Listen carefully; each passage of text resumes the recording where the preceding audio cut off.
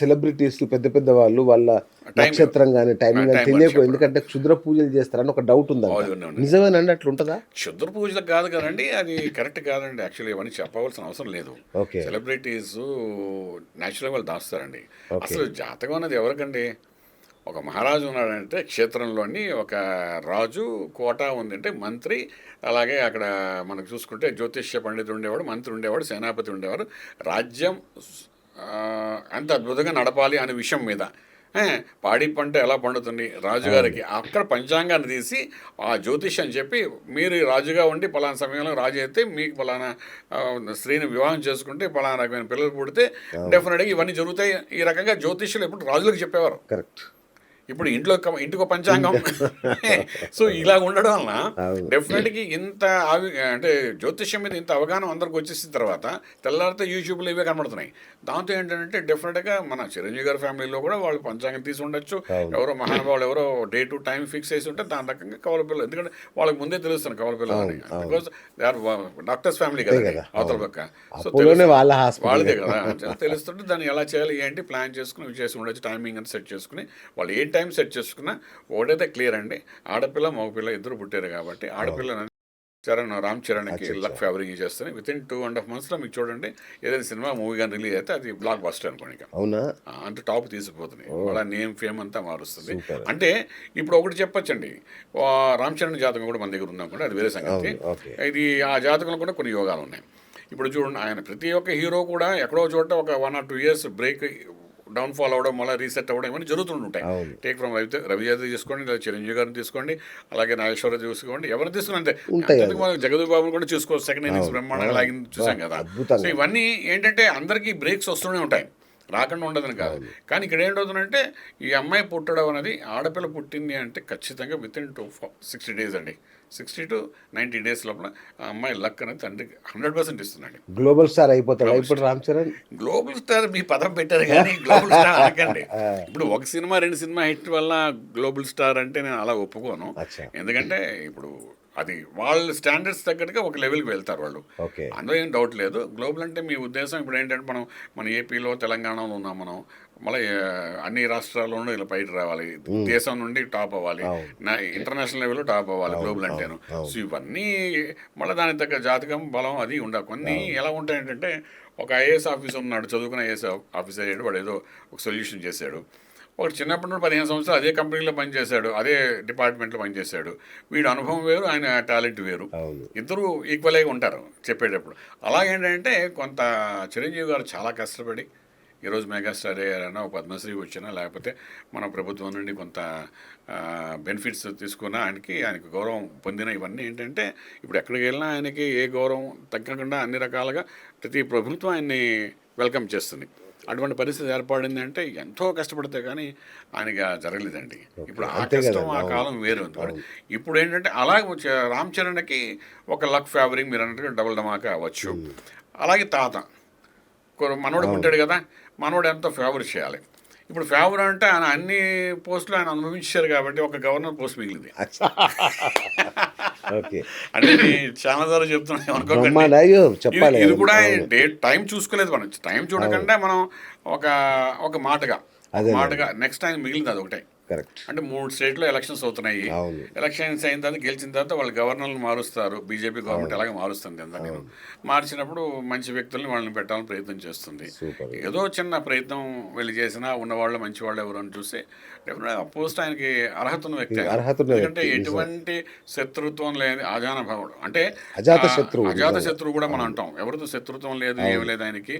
ఆయన చాలా సమన్వయపరుచుకుంటూ వ్యక్తులను అంతా, అందులో ఆయన తులాలగ్నం, మామూలు లగ్నం కూడా కాదు. ఎన్టీ రామారావు లగ్నం, ఈయన లగ్నం ఒకటే, తులాలగ్నం. సో ఇంకోటండి, ఇప్పుడు రామ్ చరణ్ పుట్టిన బాబుకి చిరంజీవి అంశ రావడం కానీ, ఈయన రూపంలో రావడం కానీ అవకాశం ఉందా? అయ్యో, మీరు ఆ పాయింట్ మీరు అర్థం చేసుకోలేదు. ఇంకా అక్కడ junior NT Ramarao, senior NT Ramarao ఇద్దరిని కలిపి మనం ఎప్పుడు చెప్పాము అప్పుడే దీని అర్థం ఏంటంటే ఆ యొక్క రూపురేఖలు ఇవన్నీ 100% వచ్చేస్తాయండి.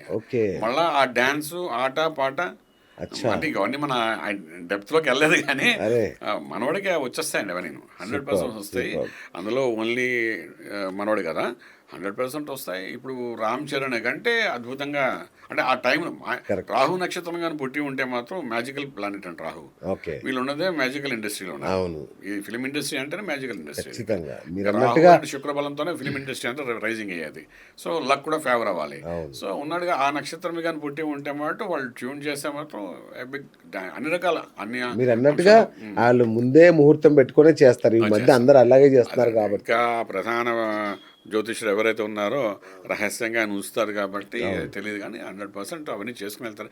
ఏమీ లేదు, మామూలు మీరు చూసుకుంటే పెద్ద పెద్ద వాళ్ళే మీరు అంతెందుకంటే టేక్ మన రాకెట్స్ నడిపే వాళ్ళు కూడా ముహూర్తం పెట్టుకునే కదా అంతే వెళ్తున్నట్టు. కదండి. సో అలాంటిది ఇంత మెగా ఫ్యామిలీలోని ఎందుకు చేయరండి? వంశోద్ధారు కూడా వస్తున్నప్పుడు అన్ని చూసుకుని చేస్తారు కదా, బ్రహ్మాండంగా. అవన్నీ చేస్తారు. అంచేత డెఫినెట్లీ సక్సెస్ఫుల్ గ్రాండ్ సన్ అనొచ్చు. సూపర్. గ్రాండ్ సన్ లక్ అనేది తాతకు ఉంటుంది కొంత. ఆ రూపురేఖలు రావడమే కాక లక్ కూడా ఉంటుంది. ఆ లక్ ఉన్నప్పుడు ఇప్పుడు ట్రై చేయొచ్చు. అంటే ఈ చిరంజీవి గారి యొక్క జాతకంలో కూడా మన దగ్గర ఓపెన్ అయి ఉంది, జాతకం తులా లగ్నంతో ఉంది కాబట్టి కన్యా రాశితో డెఫినెట్గా ఈ స్టేజ్లో ఆయనకు ఉన్నది అదొక పోస్టు. ఓకే. అంటే ఆయన పోస్ట్ కోసం ప్రయత్నం చేయరు కానీ అదేలేండి, అది వచ్చేస్తుంది. అది ఆటోమేటిక్గా సీనియారిటీ మీద అది రావచ్చు. మన రోషయ్య గారికి వచ్చినట్టుగా అంతే. సీనియారిటీ మీద రావచ్చు. అంటే ఆయన వేరు ఇది వేరు అనుకోండి, Of course, అదే. బట్ వన్ థింగ్ వచ్చే అవకాశం అయితే శుభం. ఉంది అని చెప్పొచ్చు. ఇది మన ఛానల్ ద్వారా మనం చెప్పాం అనుకోండి, Super, నిజంగా జరిగింది అనుకోండి, సంచలనమే మన ఇది, అంతే కదా. అంటే మనం ఏం చూడలేదు, ఏదో వాక్తో చెప్తున్నాం అంతే, అంతకన్నా ఇంకేం లేదండి. అది సంగతి ఇది. సూపర్ గురుగారు. అయితే మీరు అన్నట్టు ఇప్పుడు జ్యోతిష్యం గురించి రకరకాలుగా అంటే ఇది రాజ్యాల గురించి చెప్పే శాస్త్రం అన్నారు మీరు. సో గరికపాటి వారు కూడా తిడుతుంటారు, ఏమయ్యా ఏదో రాజ్యాల గురించి పంటల గురించి చెప్పేదాన్ని తీసుకొచ్చి ఇక్కడ పెట్టారా అంట. అవునండి. కానీ సరే ఇప్పుడు హౌస్ హోల్డ్ అయిపోయింది జ్యోతిష్యం అనేది, ప్రతి వ్యక్తి గురించి తెలుసుకుంటున్నాం మనం. సో గురూజీ నాకు ఒక డౌట్ ఏంటంటే, ఇప్పుడు ఒక యాక్సిడెంట్ జరిగింది, అవునండి. ఒక 1000 మంది చనిపోయారు అనుకో, అవునండి. వాళ్ళందరి జాతం ఒకలాగానే ఉంటుందా గురుగారు? ఖచ్చితంగా. ఎందుకంటే ఒక క్షణంలో లక్షల మంది పుట్టుతున్నప్పుడు ఒకే క్షణంలోని లక్షల మంది పుడుతున్నారు. అది మీరు ఒప్పుకోరా? ఒప్పుకుంటాము. ఇప్పుడు మీ ముందు కనబడలేదు, కనబడకపోవచ్చు, కానీ ఒక్కసారి చూస్తే లక్షల మంది ప్రపంచంలో పుడుతున్నారు, ఒకే క్షణంలో పుడుతున్నారు. అవును. దాన్ని మీరు ఒప్పుకున్నప్పుడు ఇది కూడా ఒప్పుకోగా ఖచ్చితంగా. అంటే ఆ ట్రైన్ లోనే ఆ 1000 మంది ఎక్కుతారా అదే జాతకం ఉన్న వ్యక్తులు? జరుగుతుంది. లేకపోతే మన జన బోయింగ్ విమానంలోని ఒకడే బయటపడ్డాడు ఎందుకు? అక్కడ అందరూ పోయారు, ఒకడే కింద పడ్డాడు బయట. ఇప్పుడు వాళ్ళందరి జాతకం ఒకటేనా? అంటే ఆ గడియలు అలా లాక్కుని వెళ్తున్నాండి. ఓకే. మీరు అదే పెద్ద ఎగ్జాంపుల్ అండి. ఎందుకంటే ఆ ఫ్లైట్ మిస్ అయింది ఒక అమ్మాయి. అవును. పరిగెట్టి వెళ్ళిపోతానంటే గేట్ దగ్గర ఆపేశారు. అవును. బలవంతంగా ఆపేశారు. ఎందుకంటే లండన్ వెళ్ళాలి కదా ఫ్లైట్. అవును. బలవంతంగా ఆపేస్తే ఇప్పుడు ఆ అమ్మాయి బయట ఉండిపోయి చాలాసేపు ఏడ్చింది. బయటికి వెళ్ళి ఇలాగ వస్తున్నది ఆ అమ్మాయి, ఆ ఫ్లైట్ అలా పడిపోవడం ఆ అమ్మాయి చూసింది. మరి ఎంత అదృష్టం చూడండి అమ్మాయికి. అవును. అలాగే ఫ్లైట్లో ఉండి కూడా ఒక వ్యక్తి అన్నదమ్ముడు పోయాడు, తను బతికాడు, జీవితాంతం బాధపడుతున్నట్టు ఉన్నాడు. ఇప్పటికీ కానీ కోలుకోలేదు పూర్తిగా. బట్ ఏంటంటే he has got a life again. So ఇదంటే ఏంటంటే ఇలాంటి వాళ్ళు కలవడం, ఒక సముద్రంలో పడవ ములిగిందన్నాను, ఒక ఫ్లైట్లో ఇది జరిగిందన్నాను, అలాగే ఒక ట్రైన్ యాక్సిడెంట్ చేసుకున్నాను. ట్రైన్ యాక్సిడెంట్లో కూడా మళ్ళీ పలానా భోగిలోనే అందరికీ యాక్సిడెంట్ జరుగుతాయి. అందులో 10 మంది పోతారు, 10 మంది దెబ్బలు తగులుతాయి అంటారు. ఇవన్నీ ఏంటంటే ఆ ఘటనకి అలాగే జరగడానికి ఆ జాతకాలన్నీ అలా కలుసుకుని అలా వెళ్తారండి. గ్రహాలు అందరివి అలా ఉంటాయని మనం చెప్తాము, అది సత్యం, అందులో ఏం లేదు. దానికి ఒకటే ఉదాహరణ, దాని గురించి 10 సార్లు మనం డిస్కస్ చేయకుండా ఒకటే మాట ఏంటంటే, మనకు ఒక క్షణంలోని వేల మంది లక్షల మంది ఎలా పుడుతున్నారో అటువంటి గడియ క్షణం వచ్చినప్పుడు అలాంటి సంఘటనలు కూడా జరుగుతాయి. మనకు తెలిసిన కొన్ని సంఘటనలు కనబడతాయి, మరి తెలియకుండా ఎంతమంది పోతున్నారో ఒకే ఒక సమయంలో. మన ఇండియాలోని, మన ఆంధ్ర రాష్ట్రంలో లేదా మహారాష్ట్రలోని మనం చూస్తున్నాము. ప్రపంచంలో కొన్ని విషయాలు మన న్యూస్లే రావు, అంతే కదా.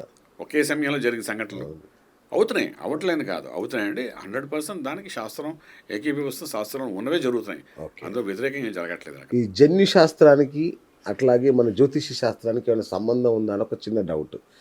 జెనెటిక్. ఎందుకంటే ఇప్పుడు పితృదోషం అంటారు కదా, సో పితృదోషం మధ్య బాగా పాపులర్ అయిపోయింది పితృదోషం, అందుకే నాకు డౌట్ వస్తుంది. ఈ మన డిఎన్ఏ పితృదోష ఒకటేనా?